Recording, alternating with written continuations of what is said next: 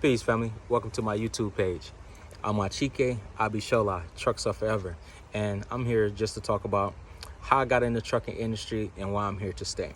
So, I'm 29 years old, and I've had my CDL Class A no endorsement for the past 3 years.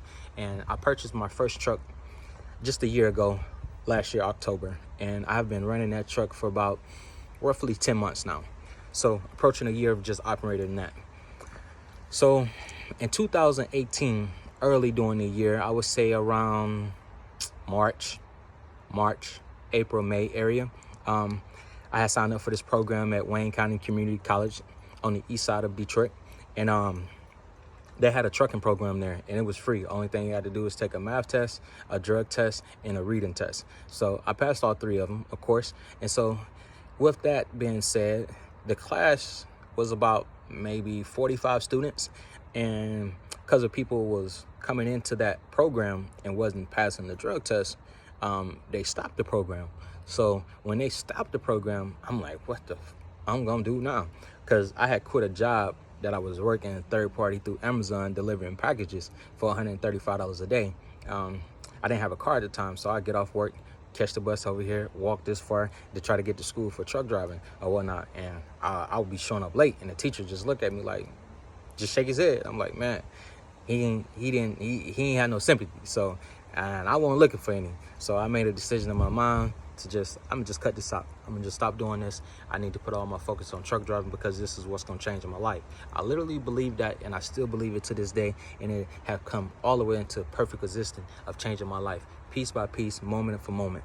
So with that being said, when that program ended, I was taking a 2-mile walk to my granny house.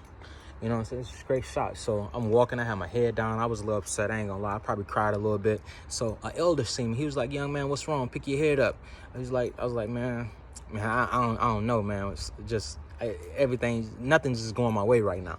And so he was like, man, don't worry about it. You need a job? I'm like, yeah, I need a job. In my head, I'm like, yeah, I need a job, right? So he told me to go to Focus Hope on the west side of Detroit. Focus Hope is a non-profit organization. So I get to my granny house, I look up the location, see where it was at, you know what I'm saying, find the bus route, and I'm there the next day. When I get there, you know, the building is like 45 people up in this joint. I'm like, damn, everybody in here just to get a job, just to be just over broke. And after I got finished just ranting in my mind, I said, let me walk up here, you know what I'm saying, introduce myself, and take a look at some of these brochures. So I look at the brochures and I see that they offer truck driving. So I'm like, yes. So I asked about the truck driving program, and it was the same thing to enter the program. Pass a drug test, pass a math test, pass a reading test. I said, cool, I can do that. So I did that, and the course wound up starting 2 weeks later. So within those 2 weeks, I'm happy. You know what I mean? Because if anybody know me, a lot of people do know me, I would say. But I have been chasing this truck driving dream for like 7 years leading up to 2018. And there's a lot of reasons why I couldn't become a truck driver. I had a speeding ticket, in a personal vehicle, doing 15 over. So, you know, a lot of companies was like, well, no, you can't get your truck driver license, you know, with that or whatnot. So before I knew about this way, I just like, man, it just ain't gonna never happen, you know, whatnot, because they gotta it's gonna take 3 years, 5 years for it to fall off and stuff like that. So with all that being said, I'm like, all right, I'm here now. I can't be stopped. So I had that mentality of knocking it out, you know what I mean? Like doing it, you know what I'm saying? Being committed full time, no matter what. Whether I had to walk, catch the bus, it didn't matter. I did it.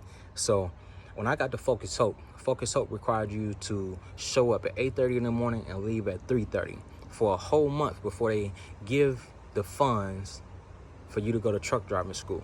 So I was there. I got an alumni membership.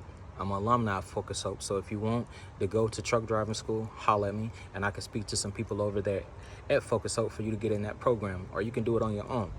And I got a first aid CPR, which I renew every 2 years, and I got an OSHA 10, which I upped that to an OSHA 30, and then I got a CBP, a Customer Business Professional certificate, and that was a 15-hour course.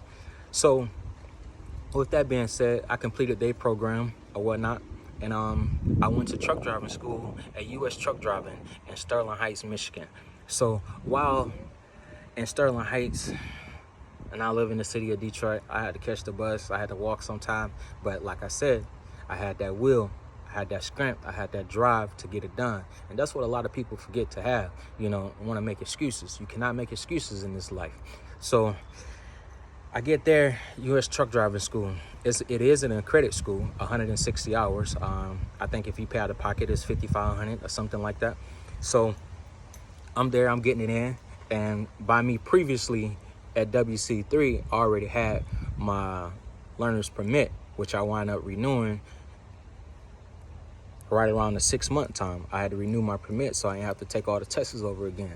So I renewed my permit while I was at U.S. truck driving school, and I already had driving experience from WC3. Just never got on the highway, but I did a lot of city driving. I think I had like 3 turns of city driving and whatnot. And at WC3, they also have a truck simulator that that we got in, that we played with every day while we was there or whatnot before we was able to get inside the truck and do the real thing. So U.S. truck driving school was really nice.